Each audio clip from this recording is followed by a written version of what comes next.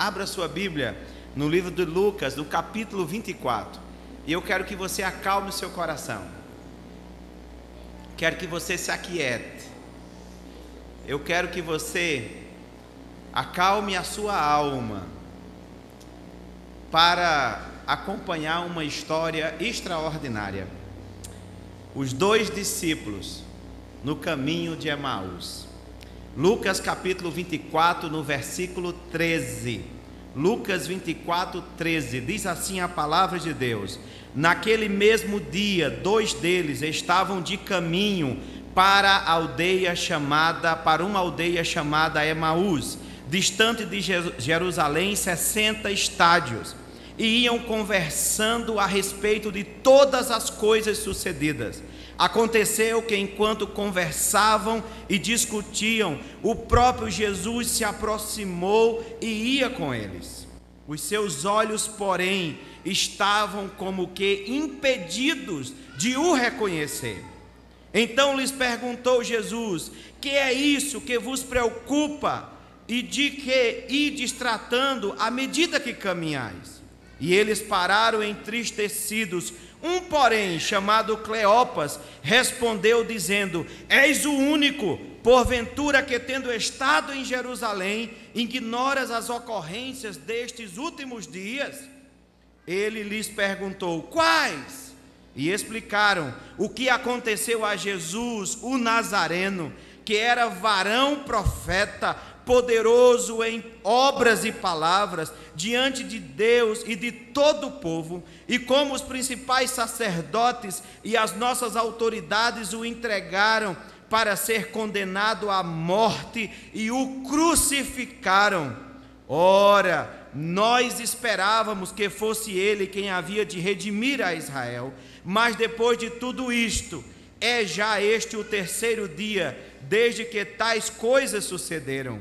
É verdade também que algumas mulheres, das que conosco estavam, nos surpreenderam, tendo ido de madrugada ao túmulo, e não achando o corpo de Jesus, voltaram dizendo terem visto uma visão de anjos, os quais afirmam que ele vive. De fato, alguns dos nossos foram ao sepulcro e verificaram a exatidão do que disseram as mulheres, mas não o viram. Então lhes disse Jesus: ó nércios e tardos de coração, para crer tudo o que os profetas disseram. Porventura não convinha que Cristo padecesse e entrasse na sua glória? E começando por Moisés, discorrendo por todos os profetas, expunha-lhes o que a seu respeito constava em todas as Escrituras. Quando se aproximavam da aldeia para onde iam, fez ele menção de passar adiante, mas eles os constrangeram, dizendo: fica conosco, porque é tarde e o dia já declina. E entrou para ficar com eles. E aconteceu que, quando estavam à mesa, tomando ele o pão, abençoou e, tendo-o partido, lhes deu.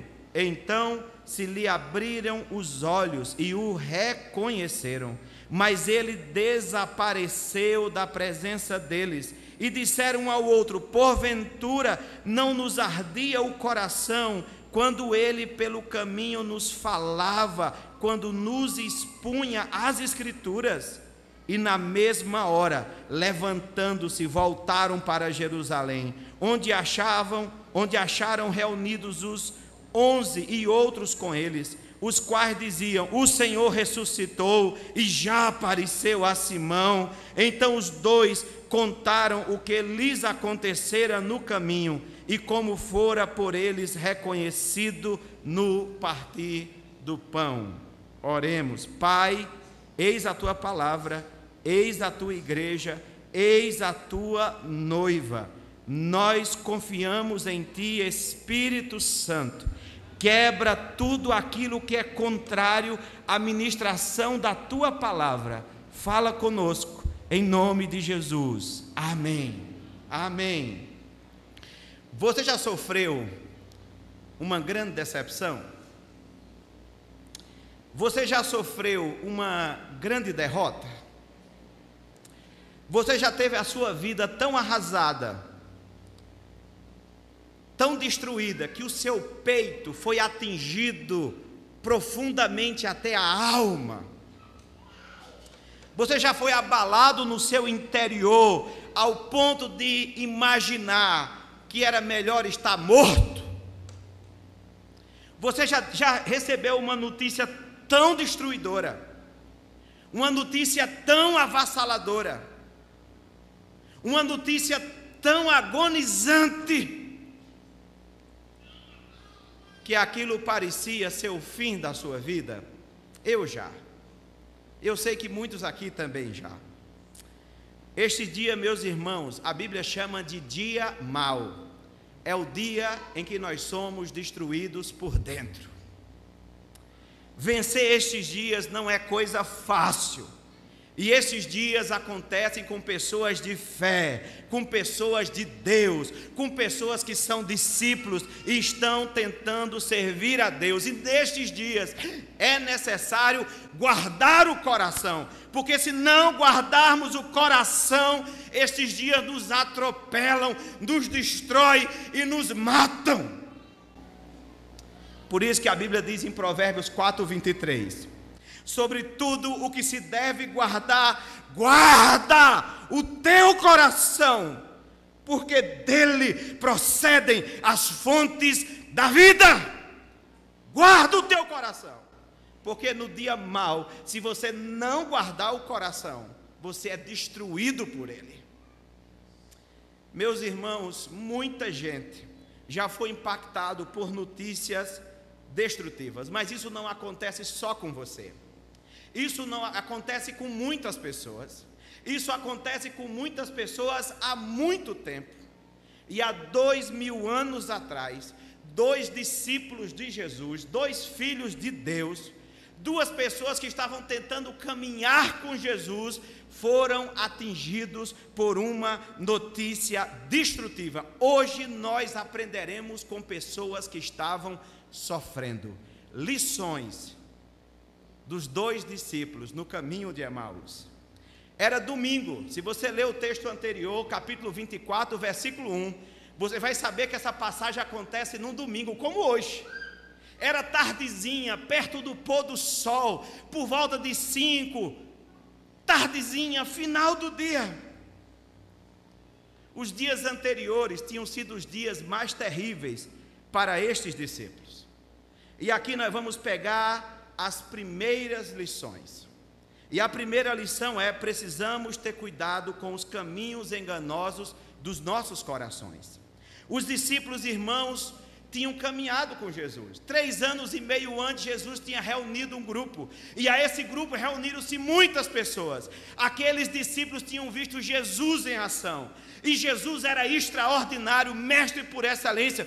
Imagine você conviver com Jesus e você ver ele ressuscitar mortos. Imagine você contemplar Jesus orando e os leprosos sendo curados. Imagine ele multiplicar pães e peixes e alimentar uma multidão. Imagine uma tempestade que vem para destruir o barco, e ele ergue a sua voz, repreende a tempestade, e a tempestade, o vento e o furor para. Aqueles discípulos pobres, simples, pescadores, tinham visto coisas que era impossível de se ver. Eles tinham visto o Filho de Deus, o Deus encarnado, fazendo maravilhas. E agora eles veem que Jesus expulsa demônios, e na frente de Jesus os demônios não dão conta. Eles estavam vivendo os melhores dias da sua vida. Durou 3 anos e meio, 3 longos anos e meios, mas foram tão bons, tão intensos, tão maravilhosos, que rapidamente passou. Jesus simplesmente revolucionou a vida dos seus discípulos.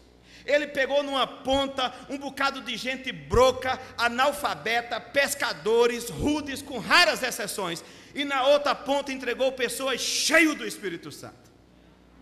Mas, meus irmãos, essa trajetória foi cheia de pedras pelo caminho. Os discípulos começaram a acreditar que o Messias, que era Jesus, ele iria ficar em Jerusalém, iria assumir o trono, iria libertar Israel das mãos de Roma, e eles começaram a nutrir no coração uma expectativa que não era a expectativa de Deus. Porque eles liam que quando o Messias viesse, iria revolucionar tudo. Então eles olhavam e diziam: o meu país está sendo oprimido por Roma, então o Messias vai resolver isso. Quando ele chegar em Jerusalém, tudo vai mudar. E tudo caminhava para isso. Eles tinham visto o poder, eles tinham visto milagres. Os discípulos viam que Jesus enfrentava os poderosos e os poderosos cediam. Jesus enfrentava os fariseus e os fariseus não suportavam. Havia algo diferente em Jesus, algo que só podia ser divino, ele só poderia ser Deus. Mas eles criaram uma expectativa falsa. E a nossa frustração é proporcional à nossa expectativa. Eles criaram uma expectativa que Jesus nunca deu, que Jesus nunca prometeu. Sabe quando a gente cria expectativa falsa e quando vem a frustração? E o que aconteceu, meus irmãos, é que eles tinham certeza que Jesus estava para assumir o trono de Israel. E eles agora entram em Jerusalém. Aquela semana foi uma semana movimentada. Eles entram em Israel, é o contexto anterior ao texto que nós lemos. Eles entram em Israel, e ao entrar em Israel, e ao entrar em Jerusalém, melhor dizendo, o povo está com ramos dizendo Hosana, Hosana, e aplaudindo e dizendo: lá vem o rei. E eles disseram: é agora. Sabe quando você diz agora vai? Sabe quando você diz na sua vida: pastor, eu recebi uma bênção e agora vai dar certo? Então entram os discípulos com Jesus, e o povo aplaudia, e o povo com ramos cumprimentando Jesus como um rei. E ele dizia: Jesus vai subir ao trono. Mas inusitadamente, escute isso. Porém, entretanto, Jesus não subiu ao trono humano que eles queriam. Ao invés disso, o que subiu foi uma cruz. Um dos discípulos traiu a Jesus. E quando você é traído por pessoas próximas, é mais doloroso. O discípulo Judas traiu a Jesus. Uma trama se armou. Ele foi para o julgamento. Condenaram a Jesus e ficou todo mundo atônito. Os discípulos com medo foram embora. Jesus começou agora a ser surrado. Ele começa agora um processo de crucificação. E na sexta-feira, Jesus morre. A sexta-feira da paixão, o sonho acabou. Na sexta-feira da paixão, o mestre, o Messias, o meu Senhor, o precioso, o belo, o magnífico, o extraordinário, aquele que revolucionou a minha vida, morreu. Eu agora estou só de novo. Pastor, eu pensei que daria certo, mas não deu certo. E o que é que eu faço?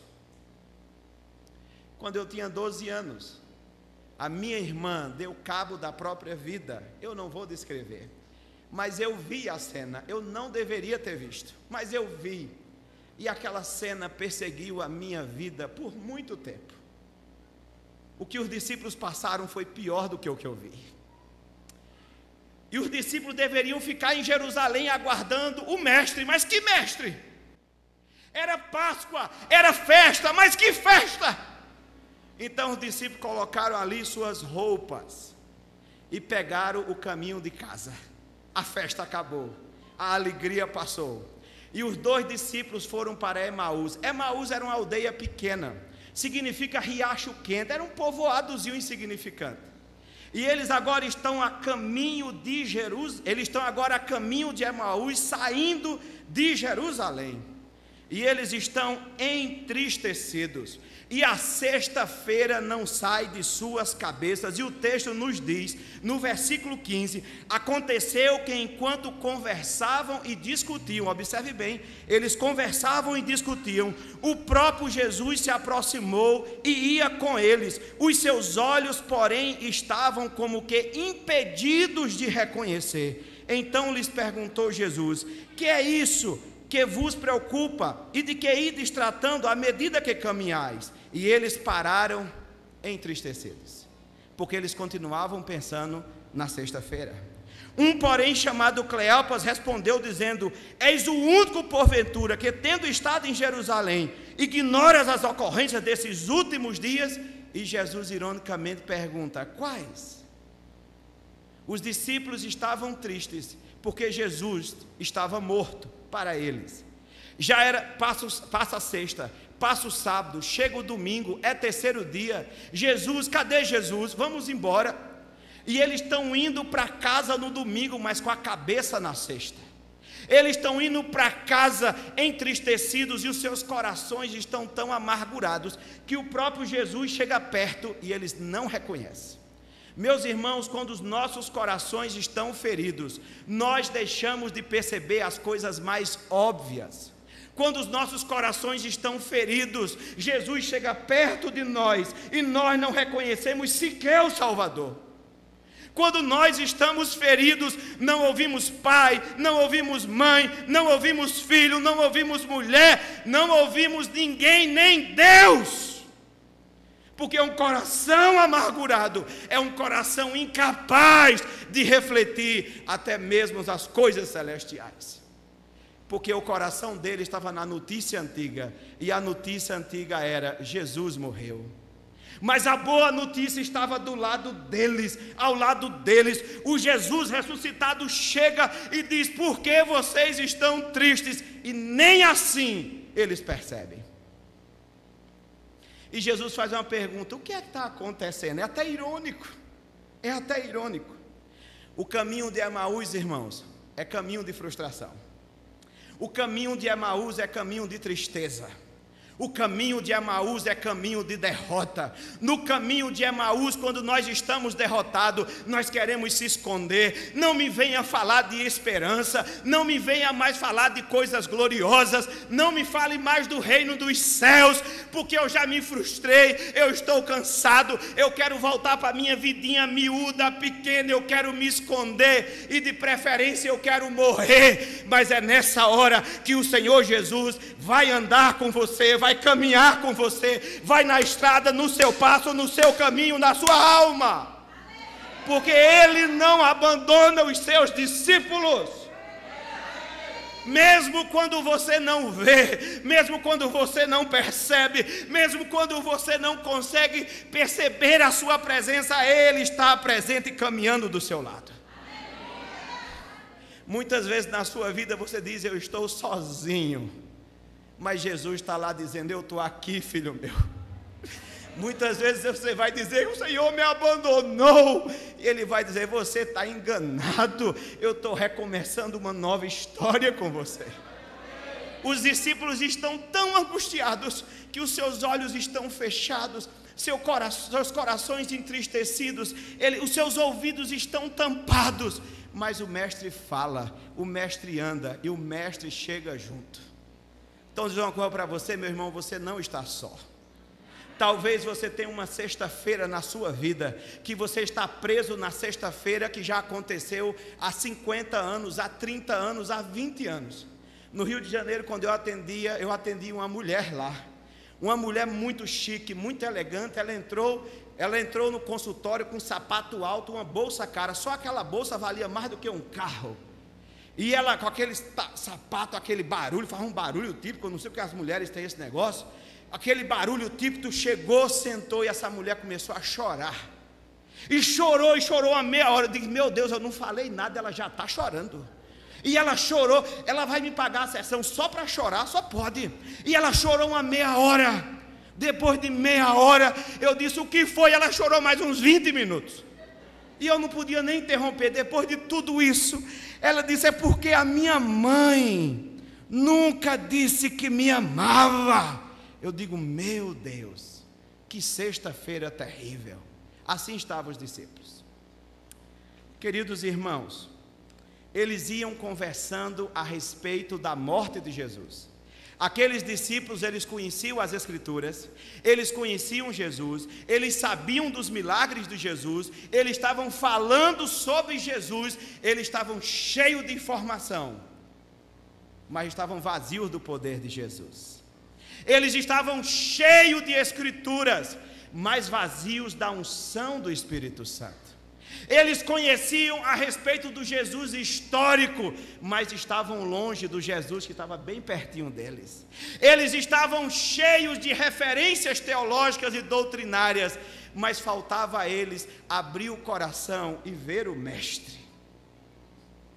Muitas vezes nossa vida está assim: a gente vem para a igreja, a gente louva, a gente oferta, a gente dizima, a gente cumprimenta o irmão, mas entra vazio e sai vazio. Eu quero lembrar que Jesus ia pelo caminho ensinando as Escrituras, e nem o próprio Jesus ensinando, eles abriam o coração. O pregador era bom, era o melhor, era Jesus. A mensagem era boa, eram as Escrituras de Moisés e todos os profetas. Jesus explicou toda a Escritura, mas nem mesmo assim seus corações. Jesus está falando com você hoje. E se Jesus está falando, abra o seu coração, porque quando você abre o coração, só com o coração aberto, você pode ter a sua alma aquecida. Só assim a terra seca da sua alma pode ser regada pelo Santo Espírito de Deus. Uma segunda lição importante é que Jesus anda conosco nos caminhos de Emaús. Ele é aquele que trata as nossas dores, Ele é aquele que passa pomada em nossas feridas, Ele é aquele que traz bálsamo para a nossa alma. Ainda que o seu pai lhe abandone, ainda que sua mãe lhe abandone, ainda que todos lhe abandonem, Ele jamais te abandonará.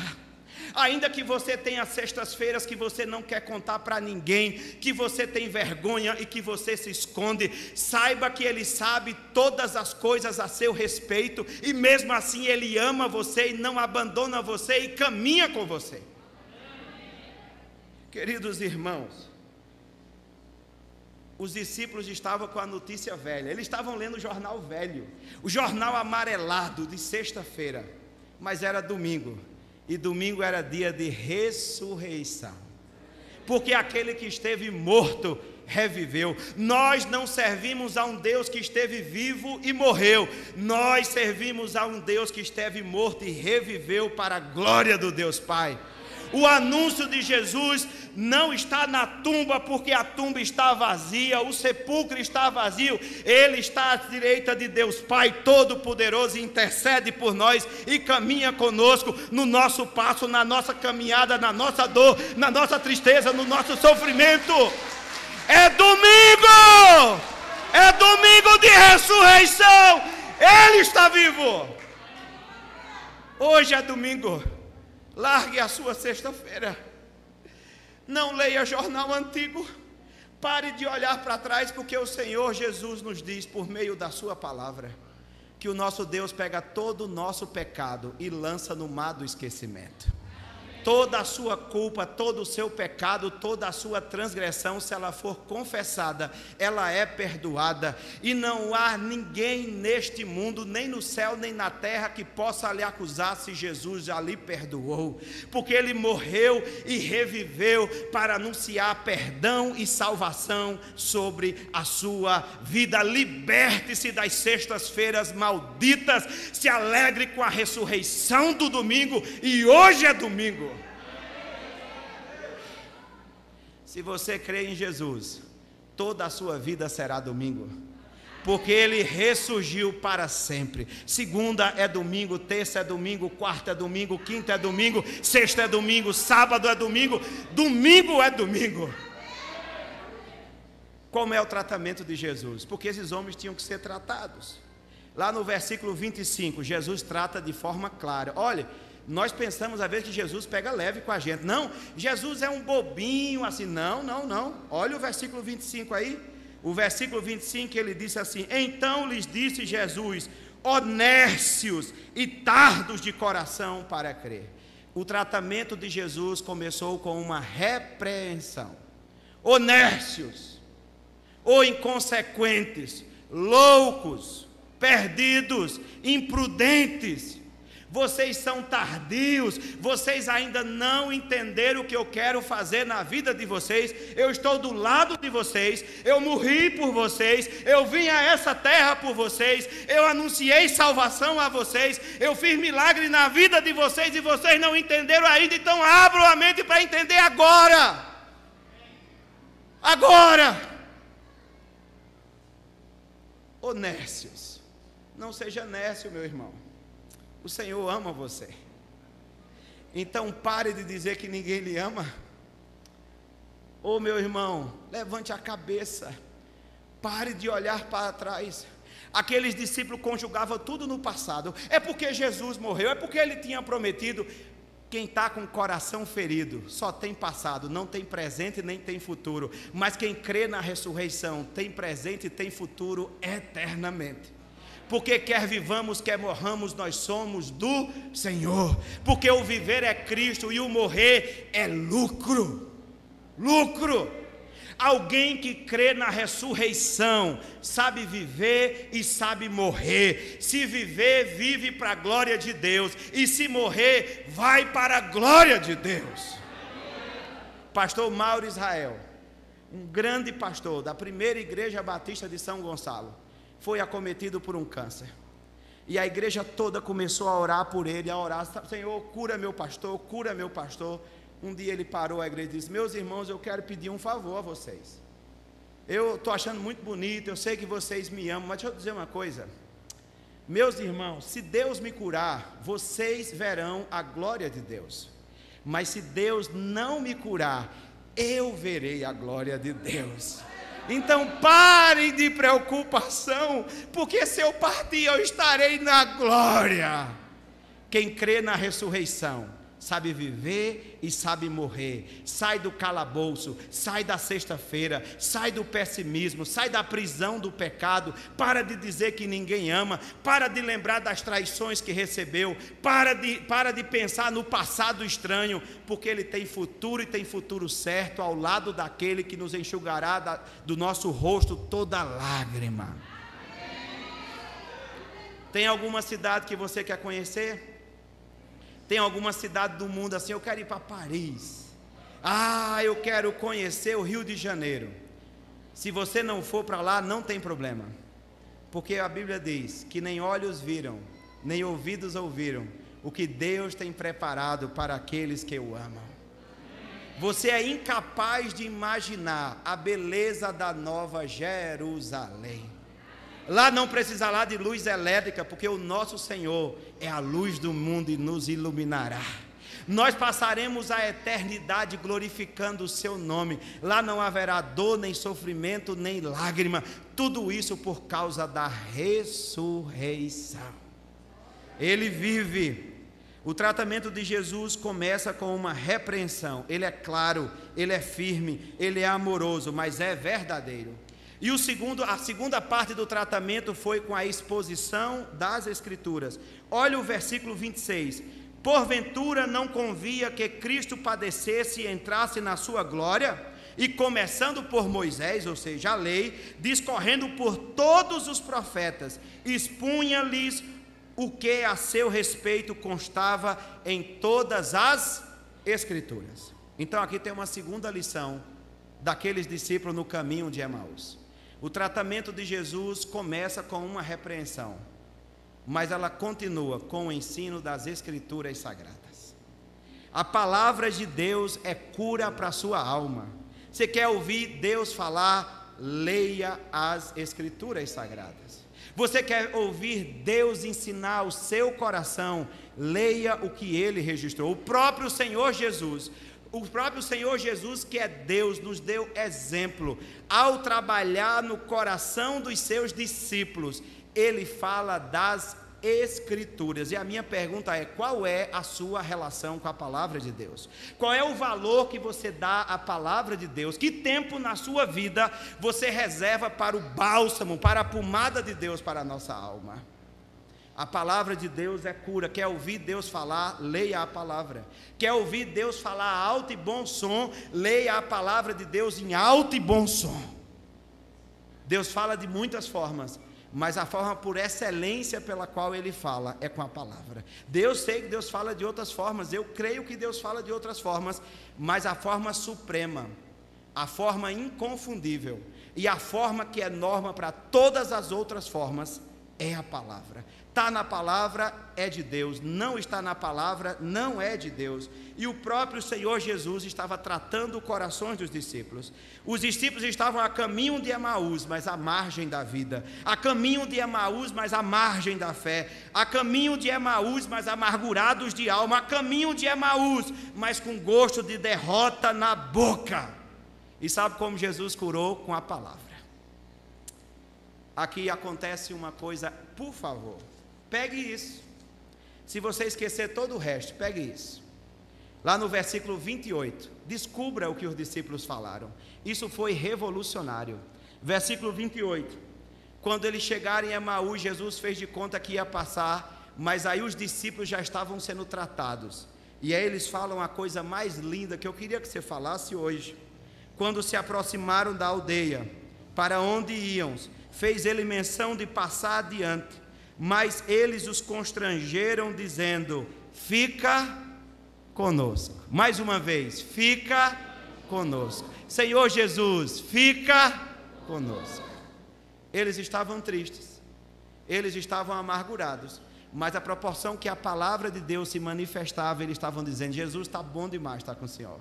Jesus, eu estou cansado, eu estou triste, mas está acontecendo alguma coisa que eu não estou entendendo completamente. Eu só sei que é bom, fica conosco.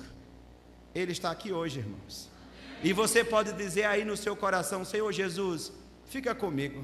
Ele diz: Jesus, vem para a nossa casa. Jesus, vem ceiar conosco. Nós queremos te receber, nós queremos te ouvir mais, nós queremos conhecer mais do Senhor, porque é bom ouvir a palavra de Deus.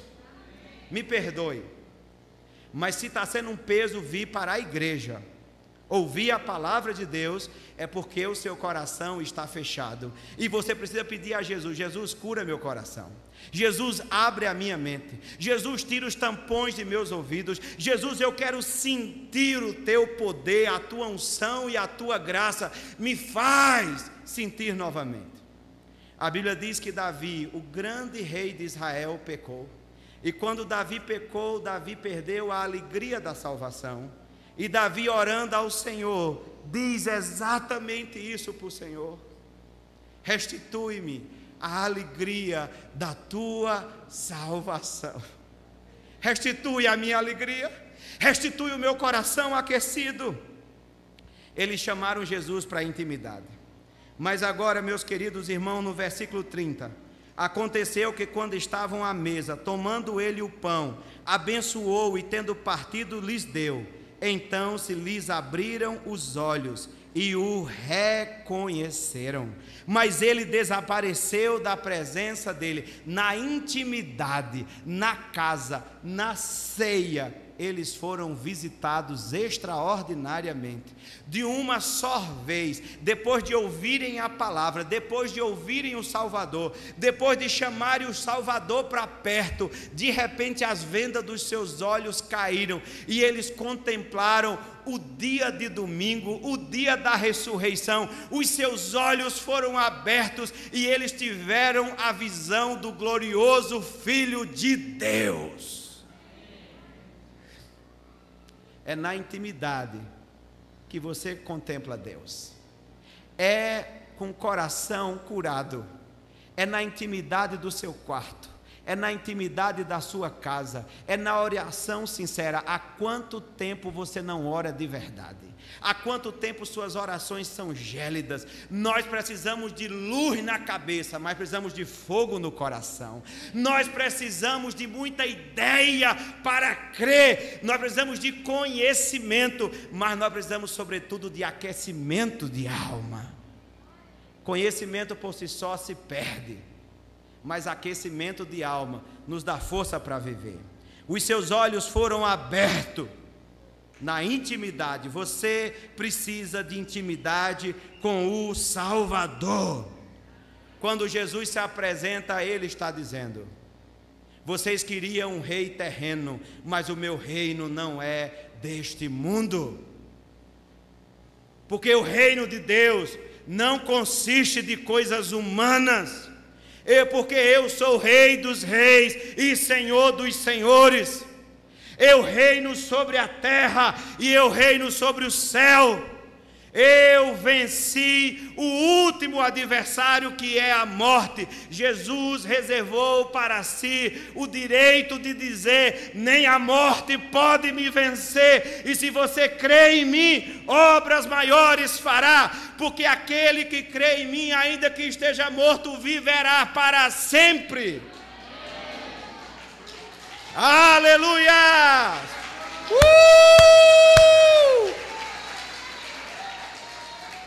O que ele está dizendo é: a última notícia é minha. A última notícia quem vai dar não é a sexta-feira. A última notícia não será Pilatos. A última notícia, a novidade da sua vida, a novidade na sua casa. Quem tem a última palavra na sua casa, no seu casamento, no seu trabalho, na sua família, na sua vizinhança, na sua igreja, é Deus, é Jesus, é o Senhor, não é você. Não leia jornal antigo, não leia notícia antiga, porque chegou boas novas, porque chegou o evangelho de salvação, chegou o evangelho de ressurreição. Ele vive, ele vive, ele vive. Por isso nós podemos cantar. Com essa perspectiva, meus irmãos, não dava outra. Olha a reação deles. Agora eles estão assim, sem saber o que fazer. E agora de repente seus corações estão aquecidos. 32, pega comigo, leia a palavra, tem que ler a palavra. 32, e disseram um ao outro: porventura não nos ardia o coração. Olha, antes era uma questão de mente, agora é uma questão de coração. Antes era uma questão de raiva, de tristeza, mas agora com o coração curado, esse coração é aquecido. O povo ia para Emaús, sabe o que? Lá o nome era Riacho Quente, porque lá tinha águas termais. Quando alguém queria se curar de uma doença, ia para lá, para jogar água quente sobre o corpo para ser curado. Mas Jesus curou eles de dentro para fora. E agora seus corações estão aquecidos. Agora suas almas estão revigoradas. No versículo 32, porventura não nos ardia o coração, quando ele pelo caminho nos falava, quando nos expunha as escrituras? E na mesma hora, levantando-se, voltaram para Jerusalém. Eles vieram para Emaús no finalzinho do dia, com um pouco de luz do sol. Mas agora é noite, agora já é tarde. Ele diz: nós vamos desse jeito mesmo, porque o nosso lugar não é em Emaús, o nosso lugar é em Jerusalém. O nosso lugar é na nova Jerusalém celestial. Vamos voltar para junto dos outros discípulos e vamos dizer: vamos apressar o passo para anunciar que ele ressuscitou. E eles voltam para Jerusalém. E na mesma hora, eles não demoraram, não deu tempo de fazer nada. O texto diz que na mesma hora. Ora, quem está com o coração aquecido por Deus tem pressa de anunciar sobre o reino de Deus. Se você está nesta igreja, se você congrega nesse lugar e você não está apressado para anunciar o evangelho, tem alguma coisa errada com você. Peça em nome de Jesus que você seja visitado pelo Senhor e que a síndrome de Emaús caia da sua vida e você seja restaurado por uma visão de domingo, por uma visão de Jerusalém, por uma visão de reavivamento espiritual. E agora ele diz: vamos para Jerusalém. Os quais diziam, 34, o Senhor, 34, o Senhor, o Senhor, o Senhor. Queridos irmãos, o mesmo Senhor Jesus, o mesmo Senhor Jesus, está fixo, o mesmo Senhor Jesus, que estava, tudo bem, obrigado. O mesmo Senhor Jesus, que estava em Emaús, andando com aqueles, Ele está aqui hoje. Ele está aqui hoje para dizer para você: eu não estou morto, filho meu, eu vivo. Saia de sua tristeza, saia de suas derrotas, olhe para mim, escute a minha voz, ouça o que eu estou anunciando para você. Se você entende que você precisa de salvação, se você entende que você precisa de restauração, se você entende que você precisa de mudança em sua vida, eu quero convidar você a se colocar diante do Senhor e a dizer nessa noite: Senhor, sara a minha vida. Enquanto o ministério de louvor nos ajuda, diga para o Senhor: Senhor, sara a minha vida. Senhor, cura meu coração, tira da minha vida a síndrome de Emaús. Senhor, tira da minha alma aquilo que tem perturbado o meu coração. Tira, Senhor, a sexta-feira do meu coração. Tira a amargura, tira a dor, tira o passado. Senhor, eu quero olhar para o Senhor com os olhos sarados, com o coração restaurado. Se você quer dizer isso para Deus hoje, se você quer ter a coragem de dizer: eu preciso do Salvador, eu quero convidar você, crente ou não, a se colocar de pé e pedir que o bálsamo do Senhor, que a cura do Senhor, que a restauração do Senhor passeie sobre a sua vida, trazendo graça, transformação e regeneração. Porque o Senhor está aqui, porque o Senhor que visitou lá, visita neste lugar. Se você quer dizer isso para Deus, faça isso agora. Faça uma oração e diz: Senhor, aquece meu coração. Senhor, restitui-me a alegria da tua salvação. Senhor, muda a minha história. Muda, Senhor, muda, Senhor, muda, Senhor. Alegra-me, traz restauração sobre a minha vida, Senhor. Hoje é noite de libertar-se da síndrome de Emaús. E hoje é noite de olhar para Jerusalém, olhar para o domingo da ressurreição, crer naquele que reviveu para a glória de Deus Pai. E se você está aqui hoje e quer entregar a sua vida para Jesus e quer dizer: eu me rendo, pastor, eu entendo que sou pecador, eu entendo que preciso de salvação, eu entendo que preciso de cura, eu quero convidar você a levantar sua mão e vir aqui à frente para a gente orar por você. Se você quer entregar a sua vida para Jesus, se você quer se render aos pés desse Jesus, se você quer abandonar o seu passado, se você quer dizer para o Senhor Jesus: eu quero transformação do meu coração, tome coragem, levante-se, vem aqui à frente. O pastor Mauro vai fazer esse momento aqui. Se você quer fazer isso, faça agora. Hoje é noite de voltar para Jerusalém, é noite de entregar a sua vida para Jesus. Amém, queridos? Vamos adorar o Senhor nesse momento.